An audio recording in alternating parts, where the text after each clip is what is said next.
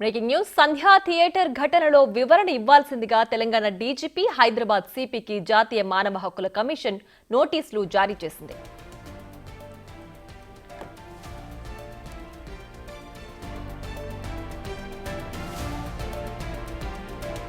December 4న Pushpa 2 premiere show సందర్భంగా theatre వద్ద తొక్కిసలాట ఘటనకు సంబంధించి లాయర్ రామారావు ఎన్హెచ్ఆర్సీకి ఫిర్యాదు చేశారు.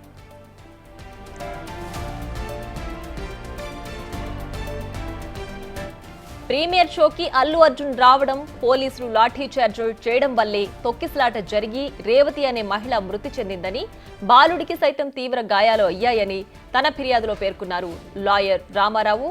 దీనిపై స్పందించిన కమిషన్ సంధ్యా థియేటర్ ఘటనపై సీనియర్ ర్యాంక్ పోలీస్ అధికారితో విచారణ జరిపించి నివేదిక ఇవ్వాల్సిందిగా ఆదేశించారు.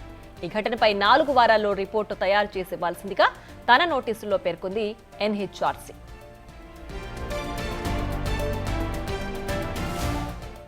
మరింత సమాచారాన్ని మా ప్రతినిధి సురేష్ అందించడానికి సిద్ధంగా ఉన్నారు. సురేష్, చెప్పండి, సంధ్యా థియేటర్ తొక్కిసలాట ఘటనకు సంబంధించి ఎన్హెచ్ఆర్సీ నోటీసులు ఇచ్చింది కదా, దీనికి సంబంధించి డీటెయిల్స్ ఏంటి?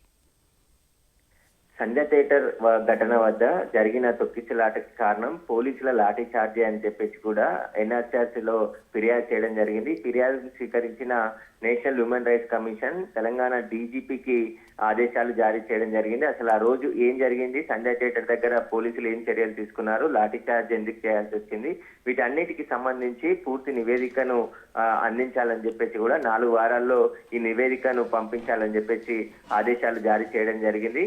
దీంట్లో న్యాయవాది రామారావు ఫిర్యాదు మేరకు కేసు నమోదు చేసి విచారణ జరుపుతుంది. దీనికి సంబంధించి పోలీసులు సరైన యాక్షన్ తీసుకోలేదు. అక్కడ ఒకసారిగా ప్రేక్షకులంతా వచ్చిన సమయంలో పోలీసులు లాఠీ చార్జ్ చేయడంతోనే ఒకసారిగా అటు ఇటు పరిగెత్తడం జరిగింది. ఆ క్రమంలోనే రేవతి మృతి చెందింది. ఆమె కొడుకు తీవ్రంగా గాయపడ్డాడు. ప్రస్తుతం ఆమె కొడుకు ఇంకా హాస్పిటల్లో చికిత్స పొందుతున్నాడు. కాబట్టి దీనిపై పూర్తి విచారణ జరిపి బాధ్యులపై చర్యలు తీసుకోవాలని చెప్పేసి కూడా రామారావు ఫిర్యాదులో పేర్కొనడం జరిగింది. దీనికి సంబంధించి ఇప్పుడు National Human Rights Commission Telangana డీజీపీకి నోటీసులు జారీ చేయడం జరిగింది. పూర్తి నివేదికను 4 వారాల్లో అందించాలని చెప్పేసి కూడా ఆదేశాలు ఇవ్వడం జరిగింది. ఇప్పుడు దీనికి సంబంధించి పూర్తి రిపోర్ట్ ను కూడా తెలంగాణ పోలీసులు ఎన్హెచ్ఆర్సీకి పంపించనున్నారు.